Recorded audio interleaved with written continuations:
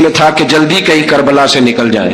हालांकि इस धरती पे, इस कायनात पे सब्र, शुजाअत, इस्तकामत और हौसला जिससे कायनात सीखेगी वो सिर्फ इमाम हुसैन ही है।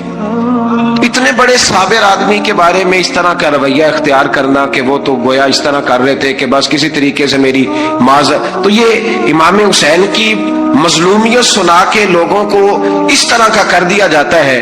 ये अंदाज बताया जाता है कि शायद वाक़या करबला रोने धोने का नाम है, हालांकि बात ये नहीं है। यजीद की लश्कर जो इमाम हुसैन के मुकाबले में आया, इमाम हुसैन के लश्कर की तादाद 72 थी, तो यजीद ने 22,000। मुझे बताइए 72 का 22,000 से को मुकाबला होता है? अमर बिन साद ने फिर उबैदुल्लाह इब्ने ज़ियाद को लिखा कि 22,000 बंदे थोड़े हैं, कुछ बंदे ज्यादा भेज। तो अमर बिन साद को उबैदुल्लाह इब्ने ज़ियाद कहने लगे कि तू पागल तो नहीं हो गया, 72 के लश्कर का 22,000 भेजा, और कितना भेजो? तो उसने कहा तुम्हें ये नहीं पता ये लोग कौन है? ये मौला अली शेर की औलाद है। इनमें एक एक शख्स ऐसा है जो एक एक हजार के मुकाबले में लड़ना जानता है। तो यहाँ कमजोरी दिखाई जाती है। हमारे बच्चे समझने लगे हैं कि ये शायद कोई ऐसी दास्तान है, और इस तरह का माहौल टीवी पे मैं देख रहा था, इस तरह का माहौल बनाया जाता है जैसे कोई खौफ है। यानी वाक़या करबला कोई ऐसा वाक़या जिसे देख के खौफ तारी हो जाए, बच्चे रातों को डरे, पकीले दरख्त दिखाए जा रहे हैं और तीर दिखाए जा रहे हैं। ओ यार, क्या कौम की तरबियत कर रहे हैं? वाक़या करबला हौसले का नाम है, दलेरी का नाम है। सुने बात असल में क्या थी, बड़े ठंडे दिमाग से मेरी बात को समझिएगा। हजरत मौला अली शेर खुदा के बाद मुसलमानों के मुतफिका अमीर बने थे हजरत अमीर माविया। उन्हें अमीर किसने बनाया था? इमाम हसन ने। हजरत अली के बड़े साहिबजादे हजरत इमाम हसन ने उनसे सुलह की, उन्हें खिलाफत दी। और सही बुखारी में नबी पाक ने फरमाया था मेरा बेटा हसन सरदार है, जब मुसलमानों की जमातों में लहू बह जाएगा तो हसन उनकी सुलह करा देगा। वो सुलह इमाम हसन ने कराई, जनाब अमीर माविया अमीर बन गए। हजरत अमीर माविया रदी अल्लाह ताला अन्हो बड़ा प्यार करते थे नबी पाक से, बड़ा एहतराम करते थे हुजूर के खानदान का। उनकी जो इज्तिहादी खताएं हैं वो अपनी जगह पे मौजूद है। क्योंकि इमाम हसन ने उनसे सुलह कर ली, लिहाजा हम भी उनके बारे में कोई जुमला कहने के मजाज, हमारी मजबूरी इमाम हसन है। इसलिए कि जिसे इमाम हसन सही कहे, फिर इमाम हसन के मानने वाले को उसे गलत नहीं कहना चाहिए। हजरत अमीर माविया रदी अल्लाह ताला अन्हु का जब विसाल हुआ तो हजरत इमाम हसन पहले ही उनसे विसाल कर गए, आपको जहर दे दिया गया, आप शहीद हो गए। इमाम हुसैन मौजूद थे। तो यजीद के बारे में लोगों ने कहा जनाब अमीर माविया से कि ये ठीक है, मुनासिब है और बहादुर है, दलेर है, वो जो होते हैं ना खुशामदी टोला। तो हजरत अमीर माविया के गिर्द भी कुछ ऐसे लोग थे, उन्होंने आपसे कहा कि यजीद को नामजद कर दे। तो आपने यजीद को बुलाया, हवाला मुझसे देख लीजिएगा, बुला के फरमाया कि 3 बंदों के सामने अपनी खिलाफत पेश करना, अगर वो तुझे मान जाए तो अमीर बन जाना, ना माने तो चुप करके घर बैठ जाना। वो 3 बंदे कौन है? जनाब अब्दुल्ला इब्ने अब्बास, हजरत अब्दुल्ला बिन जुबैर और इमाम हुसैन रदी अल्लाह ताला की वसीयत फरमाई जनाब अमीर माविया। हजरत इमाम हुसैन की वो शख्सियत थी कि मिशकात में हदीस है, नबी पाक सल्लल्लाहु ताला अलैहि वसल्लम की चच्ची जनाब उम्मे फजल सुबह सुबह घबराई हुजूर की बारगाह में आई, अर्ज की या रसूल अल्लाह सल्लल्लाहु अलैहि वसल्लम, आज मैंने अजीब ख्वाब देखा है, मैं डर गई हूँ। हुजूर ने फरमाया चच्ची क्या देखा? अर्ज की हुजूर मैंने देखा है कि आपके वजूद का गोश्त का एक टुकड़ा कट के मेरी झोली में आ गया है। हुजूर ये क्या है? तो महबूब ख्वाब सुन के मुस्कुराए, फरमाया चची ये परेशानी वाला ख्वाब नहीं, ये तो खुशी वाला ख्वाब है। अल्लाह फातिमा को बेटा अता करेगा और वो तेरी गोद में खेला करेगा। चूंकि वो मेरे वजूद का टुकड़ा होगा, लिहाजा ख्वाब तुझे ये आई है। तो इमाम हुसैन पैदा हुए, इमाम हसन की उम्र अभी 11 महीने थी। तो नबी पाक ने इमाम हुसैन को जनाबे उम्मे फजल अपनी चची की गोद में दे दिया कि फातिमा के लिए दोनों बच्चे संभालना मुश्किल होगा। वो ख्वाब इस तरह पूरी हुई। इमाम हुसैन से हुजूर ने बड़ा प्यार किया, बड़ी मोहब्बत फरमाई नबी पाक से। कुछ हदीसें मैंने जुमे में अर्ज की थी। हजरत अबू हुरैरा रदी अल्लाह ताला अन्हु कहते हैं ये वाहिद बच्चा था हुजूर के घराने का कि मैंने देखा कि नबी पाक सल्लल्लाहु अलैहि वसल्लम बैठे थे तो ये हुजूर से कह रहे हैं नबी पाक से कि नाना जी उठ के खड़े हो। कहते हुजूर खड़े हो गए। तो कहने लगे मैंने आपके बराबर जाना है। बच्चे जो मर्जी जिद कर लेते हैं ना, कद छोटा था, उम्र 7.5 साल थी। कहने लगे नाना मैंने बराबर जाना है। तो नबी पाक सल्लल्लाहु अलैहि वसल्लम ने हाथ पकड़ लिए, फरमाया चल फिर हो जा बराबर। تو حضرت ابو ہریرہ کہتے ہیں انہوں نے حضور نے ہاتھ پکڑے اوپر کھینچا تو امام حسین نے پہلے اپنے پیر حضور کے گھٹنوں پہ رکھے، پھر نبی پاک کے سینے پہ رکھے، اور جب ان کا قد سر تھوڑا سا حضور سے اونچا ہو گیا تو محبوب فرمانے لگے چل بس کر، تو نے تو کہا تھا آپ کے برابر ہونا ہے، تو اوپر نکل گیا ہے، چل بس کر۔ فرماتے پھر امام حسین نے زبان باہر نکالی تو محبوب ان کی زبان چوسنے لگے، پھر ساتھ لٹا لیا اور انہیں سونگھنے لگے۔ تو میں نے عرض کی حضور آپ حسین کو سونگھتے کیوں ہیں؟ تو فرمایا ابو ہریرہ مجھے حسین کے وجود سے جنت کی خوشبو آتی ہے، مجھے حسین کے وجود سے جنت کی۔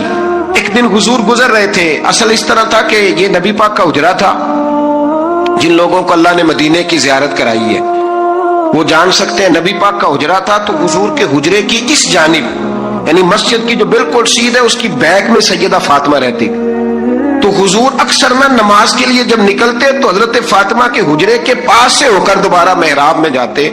محبوب حجرے کے پاس سے گزرے تو امام حسین رو رہے تھے، تو حضرت فاطمہ نے کسی بات میں جھڑک دیا تو امام حسین رونے لگے، تو نبی پاک نماز کے لیے گئے تو واپس لوٹ آئے اور واپس تشریف لا کے کہا فاطمہ حسین کو کیا ہوا؟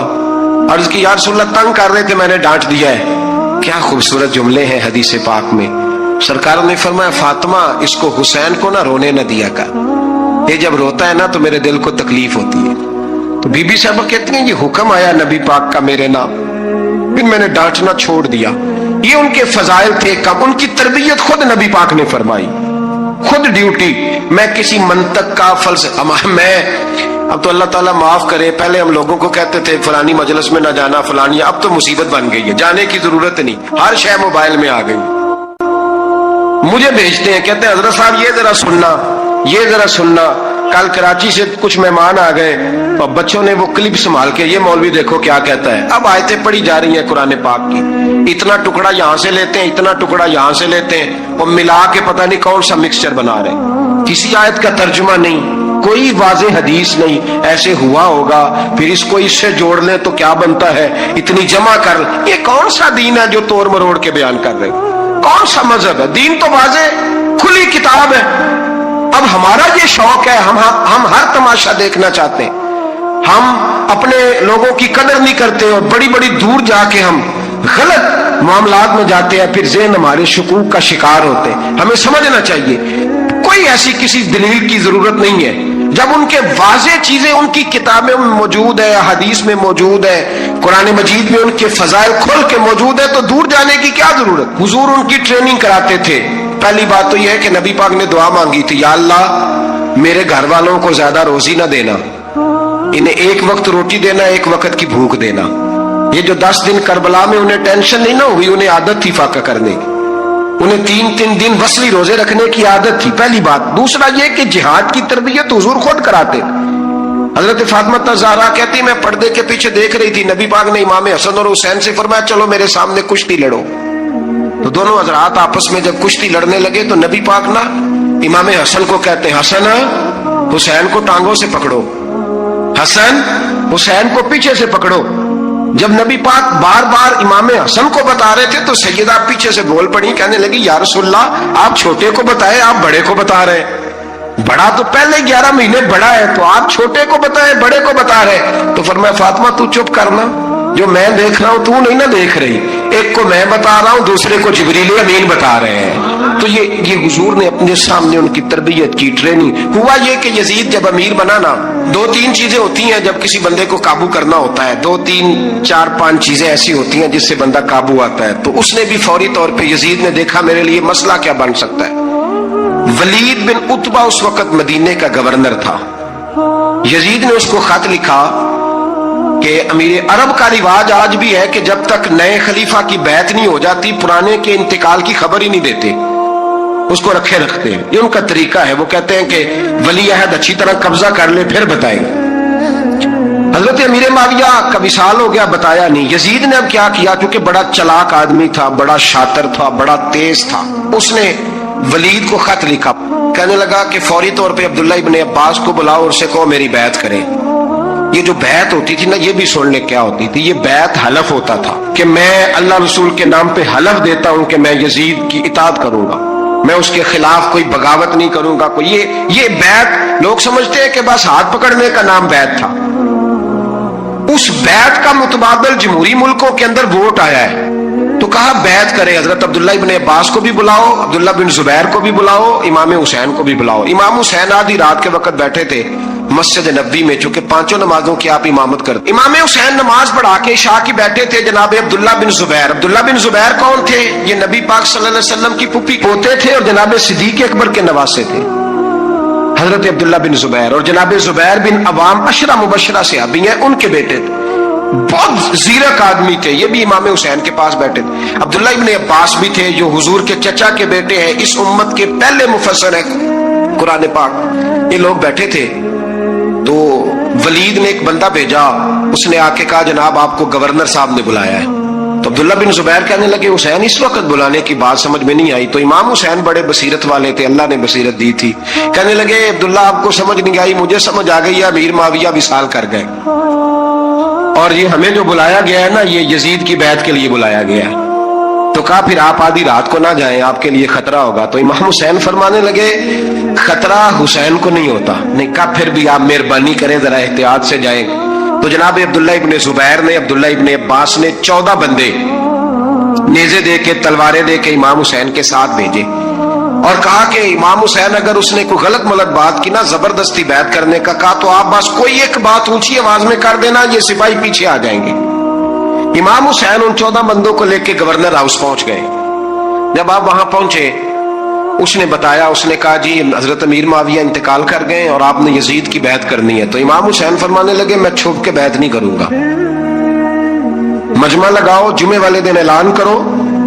جو طریقہ ہے حضرت ابوبکر صدیق کا, جو طریقہ ہے حضرت عمر فاروق کا, جو انداز حضرت عثمان غنی کا ہے, جو مولا علی کا ہے, سرے عام اعلان کرو. اگر ساری دنیا یزید کی بیعت کرے گی تو میں بھی تیار ہوں. تم مجھ سے بیعت لے کے پھر لوگوں کو بتانا چاہتے ہو کہ حسین بیعت ہو کر رہے ہیں تو تم کیوں نہیں کر رہے؟ میں عام آدمی نہیں ہوں, لہذا چھپ کے بیعت نہیں کرتا. جب یہ بات کی نا تو ولید بڑا نرم دل تھا اور امام حسین کی شان کو جانتا تھا. وہ جانتا تھا یہ نبی پاک کا خاندان ہے. اس نے کہا جی مجھے تو حکم تھا, باقی آپ حضور کے نواز ہیں, میں کر کچھ. وہاں ایک بڑا بدبخت شخص بیٹھا تھا, عبد الملک بن مروان. وہ ولید سے کہنے لگا کہ اگر حسین آج تمہارے ہاتھ سے نکل گئے تو تمہارے لیے بہت بڑا مسئلہ کھڑا ہو جائے. انہیں جانے نہ دینا, یا بیعت کراؤ یا ان سے کہو جنگ کے لیے تیار ہو. حسین رضی اللہ تعالیٰ عنہ کے کانوں میں آواز گئی تو فرمانے لگے ابن مرجانہ, اگر تیرے اندر جرت ہے تو آ سامنے حسین کے, اس کے کانوں میں باتیں نہ کر, کانا پھوسی نہ کر, باہر آ میدان میں, شرارت نہ کر, باہر آ, میں تمہیں ابھی بتاتا ہوں کہ حسین سے مقابلہ کرنے کا انجام کیا ہے. یہ کہہ کہ امام حسین باہر نکلے, اپنے بھائی محمد بن انفیہ کو بلایا, عبداللہ بن زبیر, عبداللہ ابن عباس, ڈھیر سارے لوگ اکٹھے ہو گئے. فرمایا یہ معاملہ ہے, اب کیا کرنا ہے؟ تو وہ کہنے لگے حضور وقت ابھی مناسب نہیں ہے, آپ اس طرح کریں یہاں رکے, ہم مکے سے, عراق سے, کوفے سے لوگوں کو بلاتے ہیں, یہاں ایک بڑی مجلس مشاورت قائم کرتے ہیں. امام حسین فرمانے لگے اگر تم مشاورت قائم کرو گے تو ولید اور عبد الملک بن مروان وہ تو جنگ کرنے کو تیار ہے, اور نبی پاک نے فرمایا ایک مینڈا ہوگا جس کی وجہ سے مدینے کی گلیوں میں لہو بہے گا. فرمانے لگے میں وہ بکرا, وہ مینڈا نہیں بننا چاہتا. کہا پھر آپ کیا کریں گے؟ تو امام حسین رو پڑے, فرمانے لگے میں مدینہ چھوڑ جاؤں گا لیکن مدینے کی حرمت پامال نہیں ہونے دوں گا. امام علی مقام آدھی رات کے وقت نکلے. سیدہ فاطمہ کا دروازہ ایک اس دن تھا جس دن حضرت مولا علی کوفے چلے گئے, اور دوبارہ آج تالا لگا جب امام حسین نکلے. آپ جنت البقیع کے پیچھے کھڑے ہو کے حضور کا روضہ دیکھنے لگے. اس وقت گنبد تو نہیں ہوتا تھا, روضہ دیکھنے لگے. نانا تیرے کرم کے خزینے کی خیر ہو, میں جا رہا ہوں تیرے مدینے کی خیر ہو. سارا خاندان لے گئے, مکے تشریف لے گئے. حج کے ایام قریب آنے والے تھے. امام حسین نے وہاں لوگوں سے باتیں کی. جب امام حسین وہاں پہنچے تو کوفے سے خط آنے لگے. کوفہ حضرت علی کا دار الخلافہ تھا, وہاں آپ کے محبین, پیار کرنے والے ڈھیروں تھے. انہیں خط لکھے کہ حضور آپ چپ کر کے بیٹھے ہوئے ہیں اور ہمارے اوپر یزید مسلط ہو گیا ہے. آپ اگر میدان میں نہیں نکلیں گے, آپ نہیں آئیں گے تو ہم اللہ کی بارگاہ میں شکوہ کریں گے کہ کوئی ہماری کمان کرنے کو تیار ہی نہیں ہوا. اور وہ خط 1 2 3 نہیں آئے, وہ خط اتنے تھے کہ 3 بوریوں میں بھرے تھے امام حسین. 3 बोरियों में। अब मजबूरी हो जाती है, हक के लिए कई दफा बात करना मजबूरी होती है, अगर नहीं करेगा तो फिर इसको भी कब्र में जवाब देना पड़ेगा। इमाम अली मकाम रदी अल्लाह ताला अन्हो ने मक्के में अब लोगों को जमा किया मशवरे के लिए। हर बंदे ने कहा हुजूर वो बुला तो रहे हैं पर अपने वादों के पक्के। कहा हुजूर वो पक्के नहीं, आप ना जाए। हर बंदे ने कहा हालात ठीक नहीं, हालात ग्राउंड रियलिटी सही नहीं। यही मशवरा आज भी हर बंदा देता है, अभी हालात नहीं। इतने खराब हालात कभी नहीं हुए थे जितने इमाम हुसैन के दौर में थे। लेकिन फरमाया मैं दीन के खिलाफ गलत हुक्मरान को मुसल्लत होने की इजाजत, बोल के बताइए, बोल के, गलत हुक्मरान को मुसल्लत होने की इजाजत, मुज़ाहमत करूंगा, मुखालफत करूंगा। इमाम कहने लगे कोई बात नहीं, वो मेरे साथ चले ना चले लेकिन मैं कूफे जाऊंगा। वो लोग मेरे साथ खड़ा होने को तैयार है तो वो झूठ है या सच है पर मैं चलूंगा। जब इमाम अली मकाम ने इसरार फरमाया तो जो आपके करीबी सहाबाए किराम की औलादें थी सारी, ये भी अब बीमारी है। कुछ लोग कहते हैं जी सहाबा नहीं साथ चले, तो मैं कहता हूँ अहले बैत नबुव्वत के तो कुल अफराद 21 थे, तो 72 में बाकी औलादें किसकी थी? वो सारी सहाबा की औलादें थी। वो सारे, पता नहीं क्यों इस तरह का फलसफा बयान किया जाता है जिसमें हालात खराब हो। हजरत सैयदना इमाम अली मकाम को जब बहुत ज्यादा कहा गया ना, तो इमाम हुसैन रदी अल्लाह ताला उन्होंने फरमाया चलो मैं एक काम करता हूं, मुस्लिम बिन अकील को भेजता हूं। हजरत अली के भतीजे हैं, इमाम हुसैन रदी अल्लाह ताला अन्हो के चचा के बेटे हैं हजरत अकील के साहिबजादे मुस्लिम बिन अकील। बड़े समझदार आदमी थे, मामला फहम थे, बड़े जर्री थे। इतना जबरदस्त मशवरा कम लोग देते हैं जितना हजरत मुस्लिम बिन अकील देते थे। उनको भेजा गया कूफे। अब उसमें बड़ी तफसील है, वो अपने 2 बच्चे भी ले गए। जब वो कूफे पहुंचे ना, तो कूफे पर जनाब नौमान बिन बशीर की हुकूमत थी। आप गवर्नर थे और अहले बैत से बड़ी अकीदत रखने वाले, नरम रवैया। उबैदुल्लाह इब्ने जियाद कूफे का गवर्नर नहीं था, ये किसी और इलाके का था। जब आप वहां पहुंचे तो नौमान बिन बशीर ने देखा कि हजरत मुस्लिम बिन अकील आए हैं, तो लोग दौड़े उनकी बैत करने, भागे। इतने लोग जमा हुए कि एक दिन में 17,000 आदमी ने बैत कर ली। कितने बंदे जी? 17,000 आदमी एक दिन आया। अब वो जो इमाम मुस्लिम बिन अकील के वहां नारे लगाने वाले थे, कहने लगे हुजूर ये पहले दिन की कारकर्दगी है, 2-4 दिन में देखिए क्या होता है। 2-4 दिन में क्या हुआ? 40,000 आदमी ने बैत कर ली। अब वो 40,000 बंदा तैयार हो गया। इधर से जो यजीद के वफादार थे उन्होंने खत लिखा यजीद को कि तूने बड़ा नरम आदमी गवर्नर बनाया है और 40,000 बंदा चला गया हुसैन की तरफ। अगर एक आध दिन मुस्लिम बिन अकील और रहे तो जो तुम्हारा गवर्नर बैठे हैं ना जनाब नौमान बिन बशीर, उनको गवर्नर हाउस से निकाल के मुस्लिम बिन अकील कब्जा कर लेंगे। तू चुप करके बैठा है। यजीद बड़ा तेज था, उसने एक आदमी घोड़े पे दौड़ाया। उबैदुल्लाह इब्ने जियाद एक और इलाके का गवर्नर था, पर बड़ा जालिम सा बदमाश था, बड़ा सख्त गिर आदमी था। उसको कहा कि तू पहले एक सूबे का गवर्नर है, जा तुझे दूसरा सूबा भी दिया। इस तरह का फौरी तौर पे कूफे पहुंच और जाके मुस्लिम बिन अकील को गिरफ्तार कर, जो आदमी उनका साथ फिर भी दे उसे कत्ल कर दे। उसने क्या किया, वो आधी रात को आया, मुंह छुपाया, जुब्बा पहना, लोग समझे इमाम हुसैन आ गए। बहुत सारे लोगों ने उसके नारे भी लगाए। वो चुपके से दाखिल हुआ अंदर और चुपके से दाखिल होकर उसने सबसे पहला काम ये किया कि नौमान बिन बशीर रदी अल्लाह अन्हु को माजूल किया, कूफे के गवर्नर हाउस पे कब्जा किया। फिर उसने उसी वक्त सोए हुए सरकर्दा लोग, जिस तरह एक गांव का चौधरी दूसरे का महल्ले में कबीलों के जो लोग थे चौधरियों को बुलाया, कुछ को सजाएं दी, कुछ को सख्त कहा, कुछ को उनके ऐब गिनवाए कि वो तुम्हारा फलाना मसला फिर खराब कर दूंगा, ब्लैकमेल किया। सुबह होने तक हालात अगर तुमने मेरे काबू में ना किए तो याद रखना बड़ा मुश्किल होता है हक पे खड़ा होना। बड़ी चीजें लोगों को याद आती है, अल्लाह जानता है। पहले कुछ होता है, बाद में मामला कुछ होता है। हजरत मुस्लिम बिन अकील के साथ जिस दिन उबैदुल्लाह इब्ने जियाद आया 40,000 का लश्कर था। अगले दिन सुबह हुई, अगले दिन तो ये हाल हो गया कि आप जब कूफे की जामे मस्जिद में जोर की नमाज के लिए गए तो 5-7 हजार आदमी नमाज पढ़ने आए, और जब मगरिब का वक्त आया तो लोगों ने चंद हजार लोग रह गए, नमाज की नीयत बांधी। तवज्जो करना मेरी बात पे, एक मसला भी समझ में आएगा। لوگوں نے نماز کی نیت باندھی تو حضرت مسلم بن عقیل امامت کر رہے ہیں، ہاتھ باندھے ہوئے ہیں، تو بہت سارے لوگوں نے پیچھے ہاتھ چھوڑ دیے۔ ایک بندے نے دوسرے سے پوچھا وہ ہاتھ کیوں نہیں باندھتے؟ کہنے لگے اگر عبید اللہ ابن زیاد کے کسی بندے نے دیکھ لیا نا تو ہم اسے کہیں گے ہم تو نماز پڑھ ہی نہیں رہے تھے، ویسے ہی کھڑے تھے، ہاتھ ہی نہیں باندھے سرے سے۔ جب نماز کی امامت باندھی تو 10-11 صفیں تھیں۔ جب مسلم بن عقیل رضی اللہ تعالیٰ عنہ نے سلام پھیرا تو پیچھے بندہ ہی کوئی نہیں تھا۔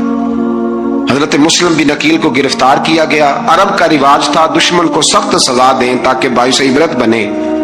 بہت اونچا مینار تھا کوفے کا، گورنر ہاؤس کا، اوپر لے جا کے جناب مسلم بن عقیل کو زمین پہ گرایا گیا۔ اور جب وہ شہید ہو گئے تو شہید ہونے سے ایک رات پہلے وہ خط لکھ چکے تھے امام حسین کو کہ آپ آ جائیں، حالات بڑے اچھے ہیں۔ خط ملا تو امام حسین مکے سے کوفے کی جانب چل پڑے۔ امام علی مقام رضی اللہ تعالیٰ عنہ جب چل پڑے، تشریف لا رہے تھے تو رستے میں فرزق شاعر ملا، بڑا محب اہل بیت تھا۔ رستے میں ملاقات ہوئی، اللہ اکبر۔ حضرت مسلم بن عقیل جب گرایا شہید ہو گئے تو پھر اس نے اس طرح کیا کہ آپ کی لاش کو لٹکا دیا چوک میں۔ لوگ دیکھتے تھے تو عورتیں بچوں کہتی تھی تو انہیں باہر نہیں نکلنا، ہم نے نہیں امام حسین کے ساتھ چلنا، بس بڑا خوف ہے، کوئی بندہ نہ باہر نکلے، کوئی نہیں ضرورت ہمیں، حالات بہتر ہوگی تو دیکھی جائے گی۔ آج کتنے لوگ ہیں، کتنی دیگیں پکی، کتنی نیازیں بٹی، کیا کچھ ہوا۔ آپ ناراض نہ ہونا، میں آپ میں سے ہوں، آپ مجھ سے ہیں، یہ بات آپ کی نہیں میری سب کی ہے۔ آج بھی اگر امام حسین کے نام پہ جان دینے کی باری آئے گی تو دیگیں ہی رہ جائیں گی۔ ناراض تو نہیں ہو گئے آپ لوگ؟ فٹافٹ مائیں کہیں گی باہر نہیں جانا، بالکل پتر سانو کی لگے، سارا دن کوئی ہمارے لیے؟ وہ پیر صاحب تو کرتے رہتے ہیں باتیں، ان کا تو کام ہے، خبردار ہم نے نہیں جانا۔ دیگیں دینے کو سارے تیار ہیں، جانے دینے کو تیار ہونا۔ ناراض ہو گئے آپ لوگ؟ چلو کوئی نہیں، ہو جاؤ، خیر صلی اللہ، بات تو ٹھیک کر رہا ہوں نا۔ حضرت امام حسین رضی اللہ تعالیٰ عنہ نے فرزق شاعر رستے میں ملا تو امام حسین کو کہنے لگا کہاں جا رہے ہیں؟ فرمایا میں کوفے جا رہا ہوں۔ کہنے لگا حضور نہ جائیے گا، لوگوں کے دل آپ کے ساتھ ہیں، تلواریں آپ کے ساتھ نہیں۔ سیدنا امام حسین رضی اللہ تعالیٰ عنہ کو آ کے کہا حضور وہ سارے کوفے والے مانتے ہیں کہ بات حسین کی ٹھیک ہے لیکن آپ کی سپورٹ نہیں کریں گے۔ اور اگلی بات فرزق نے یہ کی کہ حضور میں حضرت مسلم بن عقیل کی لاش کو لٹکی ہوئی دیکھ کے آیا ہوں کوفے کے چوک میں۔ بڑا ہی خوبصورت فکرہ ہے امام حسین کا۔ فرمانے لگے میرا بھائی لٹکا ہوا تھا، کہیں کسی کے آگے جھکا تو نہیں تھا؟ لٹکا ہی تھا نا، کہیں جھکا تو نہیں کسی کے آگے؟ کہا حضور نہیں۔ تو آپ فرمانے لگے کہ اگر مسلم بن عقیل لٹک گیا تو حسین بھی لٹک جائے گا، لیکن جھکے گا۔ حضرت امام حسین تشریف لائے، بچوں سمیت آئے۔ حر بن یزید ایک شخص تھا۔ حر بن یزید ایک مختصر سا لشکر لے کے اس نے امام حسین کو ایک جگہ پہ روکا، پھر دوسری جگہ پہ روکا، بالآخر تیسری جگہ پہ روکا تو امام حسین نے فرمایا جگہ کون سی ہے؟ کہا حضور کرب و بلا۔ فرمایا بس یہی خیمے لگا دو، یہی۔ حضرت سیدہ زینب نے پوچھا امام حسین سے کہ سارے زمانے نے روکا ہے، ٹھیک ہے آپ حق پہ ہیں، یہ بھی سب نے کہا ہے آپ حق پہ ہیں، پر روکا بھی سب نے، آپ روکے کیوں نہیں؟ تو ابن کثیر اور ابن اسیر لکھتے ہیں کہ امام حسین رو پڑے، کہنے لگے بہن میں رک جاتا پر میں نے رات کو نانا مصطفیٰ کو خواب میں دیکھا ہے۔ تو حضور نے فرمایا حسین اگر آج یہ رواج پڑ گیا نا یزید جیسے لوگوں کا تو قیامت تک پڑا رہے گا۔ پھر لوگ کہیں گے کوئی نکلا نہیں تھا تو ہمیں بھی نکلنا، پھر لوگ ظالموں کے سامنے گردنیں جھکانے کے عادی ہو جائیں۔ میں کہتا رہتا ہوں، کہہ رہا ہوں، کربلا کی جنگ کفر اسلام کی جنگ نہیں، کفر اسلام کی جنگ نہیں کربلا کی، کیونکہ یزید تو بڑا پکا نمازی تھا، خطبہ دیتا تھا۔ وہ تو جب امام حسین رضی اللہ تعالیٰ عنہ نے کربلا کے میدان میں جمعے کا دن تھا تو یزید کے سامنے کو بات کرنی شروع کی، عمر بن سعد کے سامنے، تو عمر بن سعد کہنے لگا حسین زیادہ باتیں نہ کر، ہمارا جمعہ لیٹ ہو رہا ہے، جنگ کے لیے تیار ہو، فٹافٹ آ۔ اہل بیت نبوت کو قتل کریں گے اور قتل کے بعد پھر نماز پڑھیں گے اور پھر کہیں گے اللہم صلی علی محمد وعلی آل محمد، اسی نماز میں پھر درود بھی پڑھیں گے۔ یہ کیسا مرتبہ ہے، کیسا انداز ہے، دوستی قاتل سے بھی مقتول سے یارانہ بھی۔ امام حسین نے حر بن یزید امام حسین سے کہنے لگا مجھے حکم ہے آپ کو روکنے کا، آپ آگے نہیں جا سکتے۔ امام صاحب نے فرمایا وجہ زمین اللہ کی ہے۔ اس نے کہا آپ بیعت نہیں کر رہے، یزید کی حالات آپ کے حق میں درست نہیں ہے، آپ نہیں جائیں گے۔ امام روک گئے، ظہر کی نماز کا وقت ہوا تو حضرت علی اکبر امام حسین کے بڑے صاحبزادے انہوں نے اذان ظہر پڑھی تو حور بن یزید کے لشکر نے امام حسین کے پیچھے نماز ادا کی. کہا بھئی تم مقابلے میں آئے ہو نماز پیچھے پڑھتے ہو؟ کہا حضور مقابلہ تو تلواروں سے کر رہے ہیں پر ہمارا دل تو مانتا ہے نا کہ مصطفیٰ کا نواسہ بڑی شان والا ہے. حور بن یزید نے 3 نمازیں لشکر سمیت امام حسین کے پیچھے پڑھی ہیں. 3 نمازیں، ظہر اثر اور مغرب. پھر امام حسین کے سامنے شرائط پیش کی کہ آپ کو یہاں گھیر لیا گیا ہے، یہاں آپ بیعت کریں گے یا آپ جنگ کریں گے، 2 ہی باتیں. امام حسین نے فرمایا نہیں بھائی بیعت تو میں نہیں کرتا، اس کے علاوہ تم جو کہتے ہو میں کرنے کو تیار ہوں. اس نے خط لکھا. عبید اللہ ابن زیاد کو ایک بندہ دوڑایا پیچھے کوفے، چند میل پہ کوفہ تھا. کہا وہ نہیں مان رہے، کیا کرنا ہے؟ تو حسین ابن علی ہے، میں زیادہ دیر انہیں روک بھی نہیں سکتا. انہوں نے پیغام دیا حور بن یزید کو کہ کرنا کچھ بھی نہیں، ان کا پانی بند کر دو، بلیک میل کرو، کھانا پانی نہیں ملے گا، چھوٹے چھوٹے بچے ہیں، خود ہی مان جائیں. حضرت امام علی مقام کے بارے میں حور کے پاس جب یہ پیغام آیا تو حور کہنے لگا میری طبیعت نہیں مانتی حسین پر پانی بند کروں، دل نہیں مانتا. جب یہ لفظ کہے نا دوبارہ تو پھر عبید اللہ ابن زیاد نے عمر بن سعد کو 10,000 آدمی دے کے بھیجا. کا حور بن یزید لچک دکھا رہا ہے حسین کے حق میں. ایک رے کا علاقہ تھا، بڑی وہاں فصل ہوتی تھی، لوگ کوشش کرتے تھے وہاں کا گورنر بننے کی کوشش کرتے تھے. تو عبید اللہ ابن زیاد کہنے لگا تمہیں رے کی گورنری ملے گی، سب سے سرسبز و شاداب علاقہ، تمہیں وہاں کا گورنر بنایا جائے گا اگر حسین کے خلاف لڑو گے. یہ اتنی زبردست ہوتی ہیں گورنریاں کہ گورنریوں کے لیے لوگ نسل رسول کے خلاف بھی نکل آتے ہیں. یہ اتنی تگڑی ہوتی ہیں، اتنی جلدی وفاداریاں بدلتی ہیں. وقت اتنا نہیں کہ میں مزید تفصیل میں جاؤں. امام حسین کو روک لیا گیا، عمر بن سعد نے روک لیا. 1 محرم کو امام آئے، 7 محرم تا روکا گیا، 7 محرم کو پانی بند کر دیا. جانور پانی پیتے تھے، گھوڑے پیتے تھے، کتے پیتے تھے، لیکن مصطفیٰ کے گھرانے کو پانی پینے کی اجازت. 3 دن تک پانی بند رہا. 9 محرم کو عمر بن سعد نے اور لوگ بلائے. شمر ایک بڑا سخت آدمی تھا، سنگ دل بدبخت، جس نے حضرت علی اصغر کے گلے پر تیر مارا تھا، وہ اور لشکر لے کے آیا. رات کو کہنے لگا امام حسین رضی اللہ تعالیٰ عنہ سے کہ بس بڑا ہو گیا، یہ 9-10 محرم کی درمیانی رات، یہاں آپ جنگ کریں گے یا آپ بیعت کریں گے، 2 ہی باتیں. امام حسین اندر گئے، سیدہ زینب سے مشورہ کیا، باہر آئے، فرمایا بات وہی ہے جو پہلے دن والی ہے. امام حسین رضی اللہ تعالیٰ عنہ نے فرمایا بھائی بیعت تو میں نہیں کرتا، باقی جو تمہارا پروگرام ہے. شمر اور ابن سعد کہنے لگے پھر جنگ کے لیے تیار ہو جائیں. کیا انداز ہے امام حسین کا. فرمانے لگے کل جنگ کروں گا، مجھے پتا تو ہے جنگ کا نتیجہ کیا نکلنا ہے، 1 رات مجھے دے دو تاکہ میں کھل کے اپنے رب کی عبادت تو کر لوں.